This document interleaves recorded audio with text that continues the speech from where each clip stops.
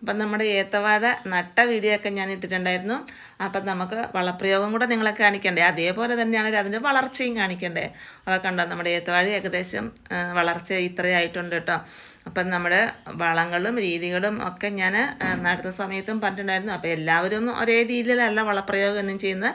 ഞാനും എൻ്റേതായ രീതിയിൽ ചെയ്യുന്ന വളപ്രയോഗങ്ങളാണ് കേട്ടോ എൻ്റെ ഈ കുഞ്ഞു വീഡിയോയിൽ. അപ്പോൾ ഏകദേശം നമ്മുടെ വാഴ 4 മാസമായിട്ടുണ്ട് കേട്ടോ. അപ്പോൾ അങ്ങനെ 4 മാസമായി കഴിഞ്ഞ് വളം കൊടുക്കാനുള്ള തയ്യാറെടുപ്പില്ല. അപ്പം ഞാൻ അതിന് മുന്നേ ആയിട്ട് ചുവടൊക്കെ ഒന്ന് വയക്കി, മഴയൊക്കെ ആയതുകൊണ്ട് നല്ല കാടൊക്കെ ആയിരുന്നു, ഇടയ്ക്കിടയ്ക്ക് ഇതുപോലെ ഒന്ന് വയക്കി വൃത്തിയാക്കിക്കൊണ്ടേ ഇരിക്കുമായിരുന്നു. അപ്പോൾ അങ്ങനെ വൃത്തിയാക്കി, പിന്നെ അതിൻ്റെ ഇലകളൊക്കെ ഉണങ്ങിയതൊക്കെ ഉണ്ടായിരുന്നേ.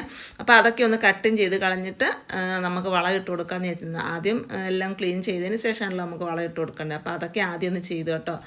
അതിന് ശേഷമേ അപ്പം നമ്മുടെ വളപ്രയോഗം എന്ന് പറഞ്ഞാൽ ജൈവവളങ്ങളാണ് കേട്ടോ, രാസവളങ്ങളൊന്നുമല്ല, ജൈവ രീതിയിലുള്ള വളങ്ങൾ. അത് ചെയ്തിട്ട് നമുക്ക് കിട്ടുന്ന നമുക്ക് കഴിക്കാനുള്ളതാണ്, നമ്മുടെ ആവശ്യത്തിനുള്ളതും. അപ്പം പിന്നെ എന്താ വേണ്ട, രാസവളങ്ങളിട്ട് കഴിക്കേണ്ട ഒരു ആവശ്യമില്ലല്ലോ. അപ്പം ചാണകപ്പൊടി, ചാരം, ഇതൊക്കെയാണ് കേട്ടോ ഞാൻ ഓരോ 20 ദിവസം കൂടുമ്പോഴും നമ്മുടെ വാഴയ്ക്ക് ഇട്ട് കൊടുക്കുന്നത്.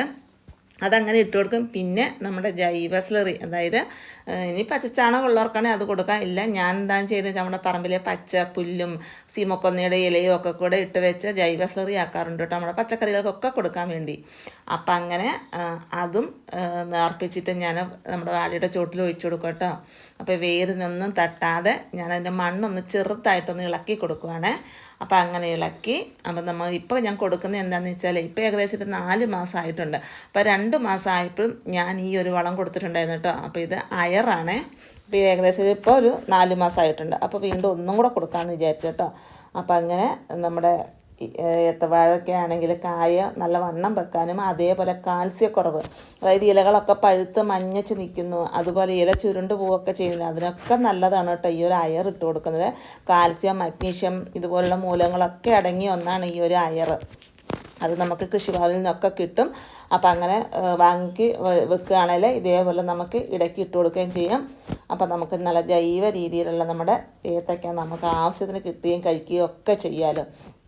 അപ്പോൾ അത് ഞാൻ ഇട്ട് കൊടുത്തു. അതിന് ശേഷം നമുക്ക് അതായത് ചിലർ 100 ഗ്രാം ഇട്ട് കൊടുക്കും, ചിലർ 50 ഗ്രാം ഇട്ട് കൊടുക്കും. ഞാനൊരു 50 ഗ്രാം ഇട്ട് കൊടുക്കുന്നുള്ളൂ കേട്ടോ, കുറച്ചേ ഇട്ട് കൊടുക്കുന്നുള്ളൂ. അപ്പോൾ അതും ഇത്തിരി അകത്തി മണ്ണിളക്കി ഇത്തിരി അകത്തി ഇട്ട് കൊടുത്തിട്ടേ നമുക്കിന്ന് മണ്ണും കൂടി ഇട്ടങ്ങ് മൂടി കൊടുക്കാം കേട്ടോ.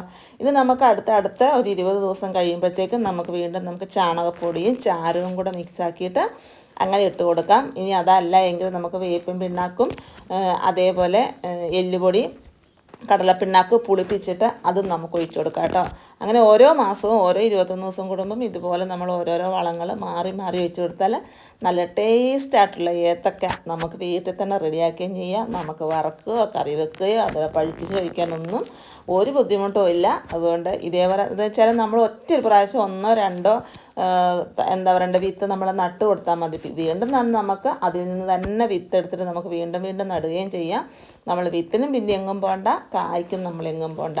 അപ്പോൾ ഇന്നത്തെ നമ്മുടെ കുഞ്ഞു വീഡിയോ ഇത്രയേ ഉള്ളൂ കേട്ടോ. അപ്പോൾ എൻ്റെ കൃഷിയും കൃഷിരീതിയും അതുപോലെ എൻ്റെ വീഡിയോയൊക്കെ ഇഷ്ടപ്പെടുന്നവരാണെങ്കിൽ ഒന്ന് ലൈക്ക് ചെയ്തും നിങ്ങളുടെ അഭിപ്രായങ്ങളൊക്കെ ഒന്ന് കമൻറ്റ് ചെയ്തും സപ്പോർട്ട് ചെയ്തേക്കണേ. ഓക്കേ.